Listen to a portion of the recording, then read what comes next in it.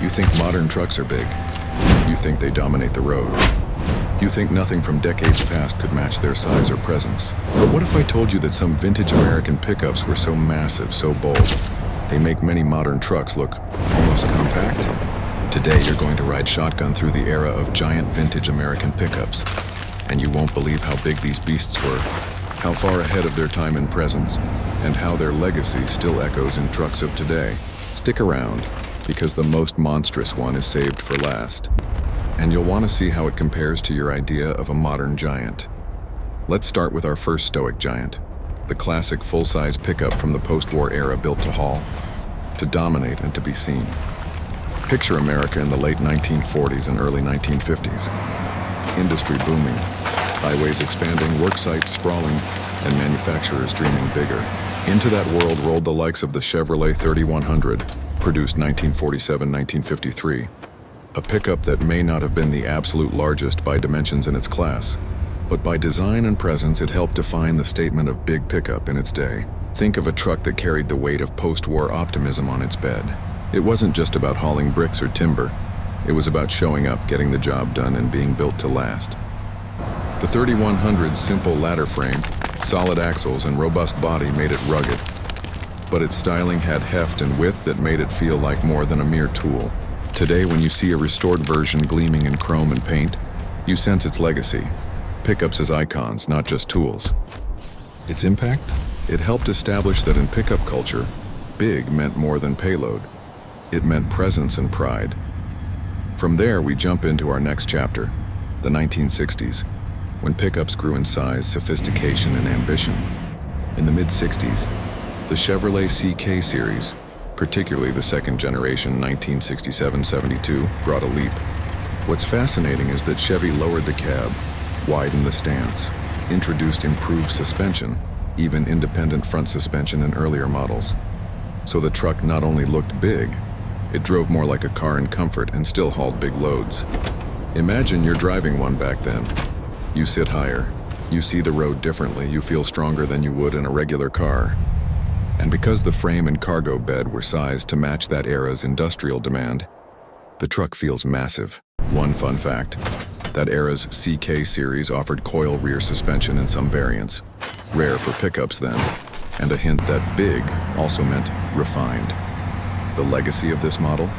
Many restorers today prize these trucks because they bridge the gap between pure work truck and what we'd now call truck lifestyle vehicles. They proved size and comfort could go together. Now, before we go into even larger territory, here's a teaser.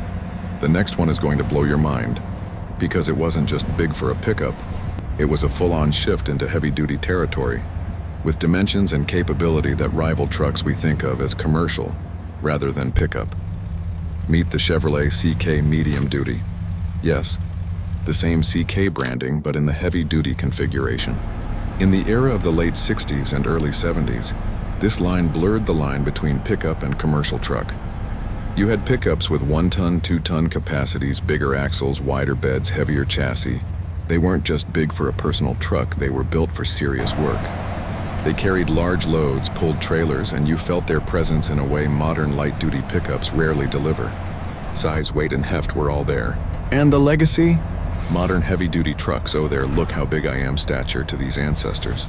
Wide track, high hood, massive bed, substantial front end. These beasts made modern trucks look sleek in comparison. Transition. So if you thought those were big, hold on. Because now we're going full tilt into the giant vintage pickups that shame many modern ones by sheer presence. In the late 60s into the early 70s, the Dodge D-Series pickups rolled out with models like the D200 and D300, 1-2-ton, 3-4-ton, 1-ton, paint the picture, and a wide bed swept line option. These trucks had big proportions, bold styling, and serious engines. One fun fact, the swept line had forward-canted A-pillars and a wide bed that visually stretched the truck's footprint.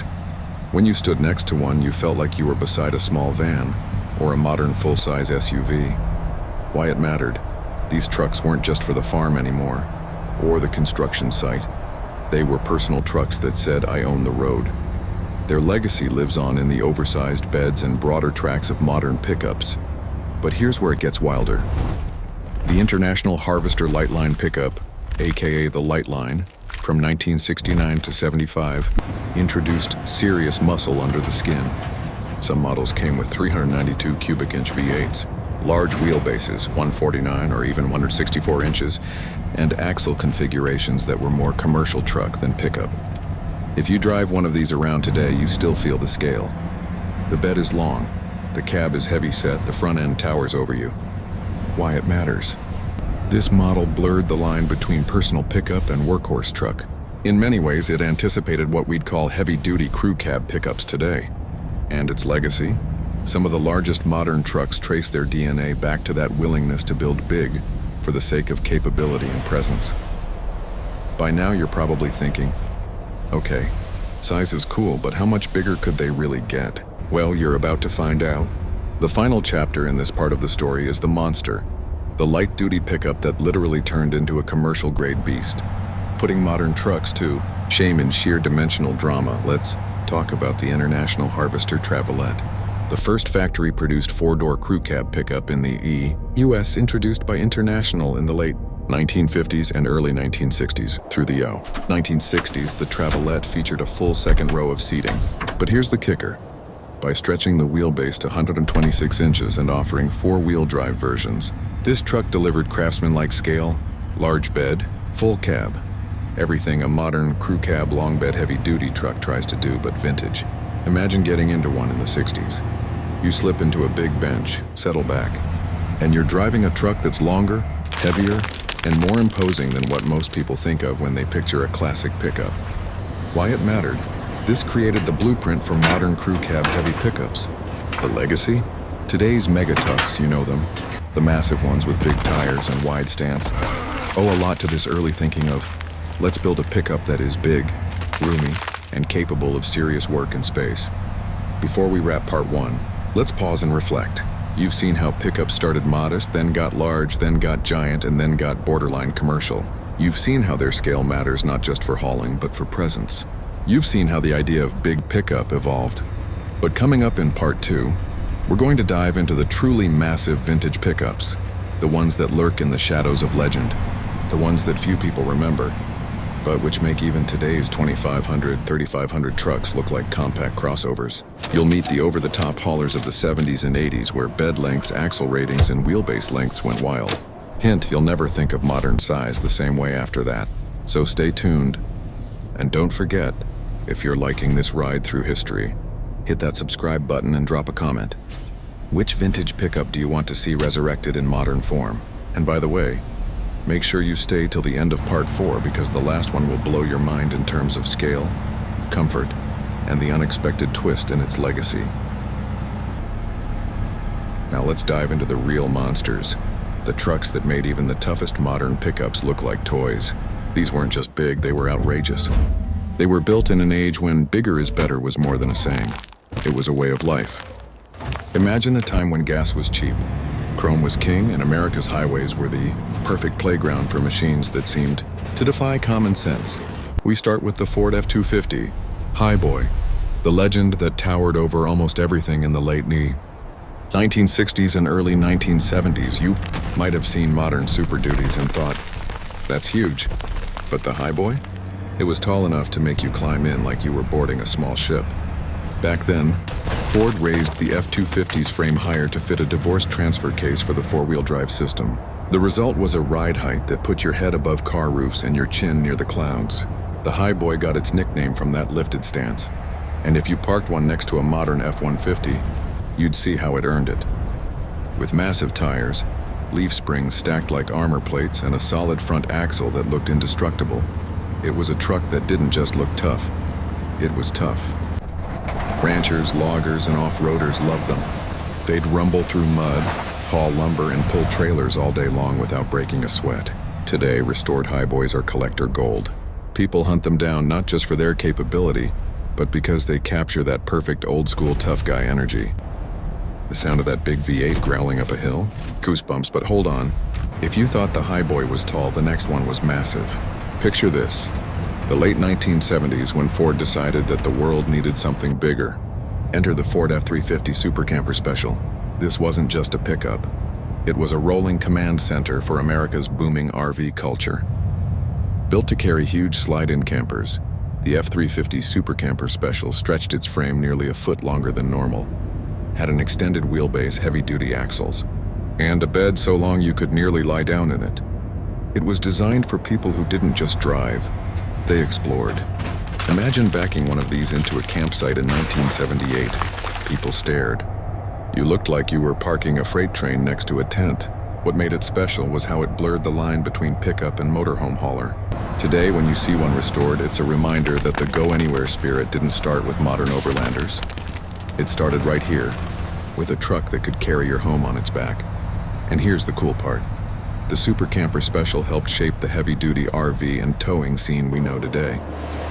Without it, Ford's modern F350 and F450 might never have evolved into the road-dominating giants they are. The legacy? A lifestyle built on the back of a giant steel frame. But wait till you meet the next one. Because Dodge saw what Ford was doing and said, "Hold my wrench." The 1978 Dodge Power Wagon W300 wasn't just a truck, it was a tank in disguise. Originally born out of World War II military truck DNA, the Power Wagon evolved into something that could take a beating and ask for more. The W300 had a 1-ton rating, dual rear wheels in some configurations, a monster Dana 70 rear axle, and a frame so heavy you'd swear it came off a construction vehicle.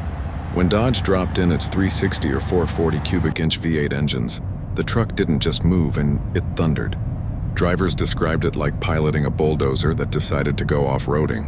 The Power Wagon name became a legend, and today it's one of the most sought-after vintage pickups in America. What's wild is that even modern Ram Power Wagons, with all their tech, their fancy interiors, their digital dashboard, are still chasing that raw, unstoppable attitude the original had naturally. Transition time. You've seen tall, you've seen long, you've seen military grade. But now it's time for one that was just ridiculous. A truck that started as a farm hauler and ended up being longer than some limousines. Meet the 1973-1979 Ford F350 Crew Cab Dually, the pickup that made highway lanes feel narrow.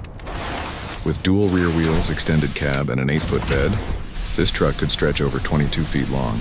Let that sink in, 22 feet. That's longer than a modern Cadillac Escalade ESV. It looked like something a rancher would use to tow half a county's worth of livestock. But the real kicker? Ford wasn't even building them in high numbers then. Many were converted by specialty shops for big rig owners and haulers who needed passenger space.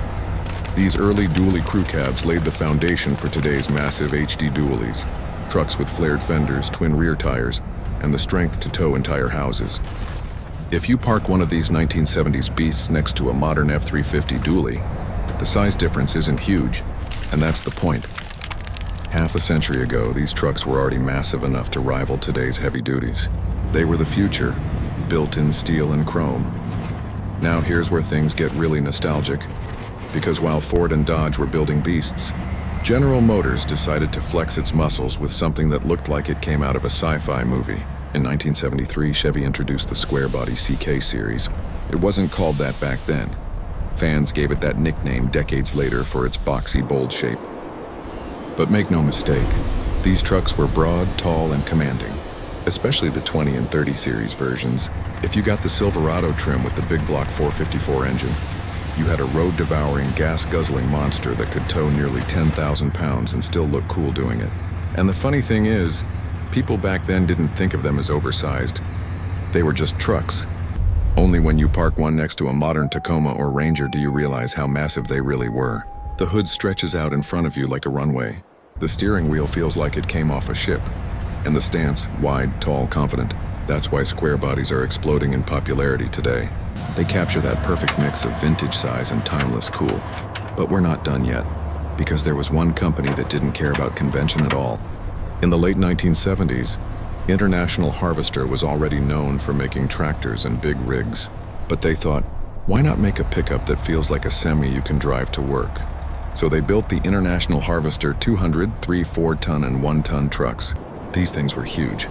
Heavy frames, 4x4 capability, V8 engines, and cab sizes that felt like small houses. You could order them with dual rear wheels, crew cabs, long beds, or all of the above. They were built for people who needed serious power, not style. And yet, ironically, they became style icons. The sheer bulk of these trucks made them unforgettable.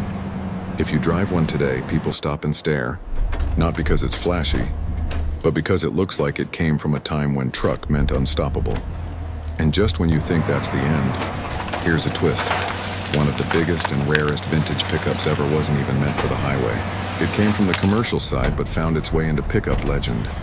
That was the Chevrolet C50 and C60 medium-duty trucks. Imagine a pickup bed mounted on a truck frame tall enough to tower over SUVs. Some custom builders back then took these medium-duty chassis, chopped them down, added pickup beds, and created literal monsters. You could step up to the bumper and still not see over the hood. It's the kind of truck that makes a modern F-150 look like a Hot Wheels toy. We'll stop here for now because in part 3, we're climbing into the biggest of them all. The mega pickups from the 1980s and 1990s that pushed size and attitude to extremes. These are the trucks that inspired modern giants like the Ram 3500 Mega Cab and Ford F450 Super Duty. And one of them, surprisingly, came from a brand you'd never expect to build a monster pickup. Hint, it wasn't Ford, Chevy, or Dodge.